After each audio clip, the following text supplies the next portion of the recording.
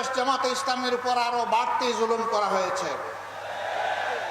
এক এক করে আমাদের 11 জন শীর্ষ নেতাকে জেলের ভিতরে হত্যা করা হয়েছে।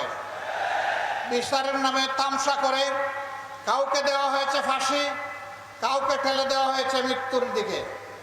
বাংলাদেশ জামাতে ইসলামী একমাত্র দল যেই দলের কেন্দ্রীয় কার্যালয় থেকে শুরু করে দেশের সব কয়টি কার্যালয় কার্যত সিলগালা করে রাখা হয়েছিল।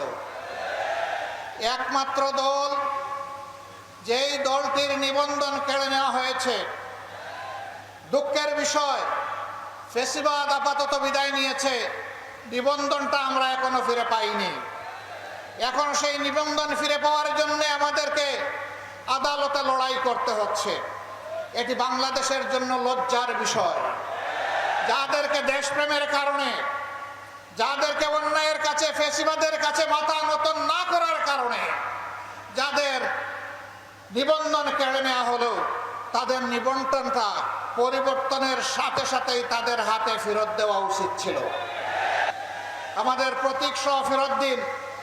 আমাদের উপর জুলুম করা হয়েছে, এই জুলুমের অবসান হোক।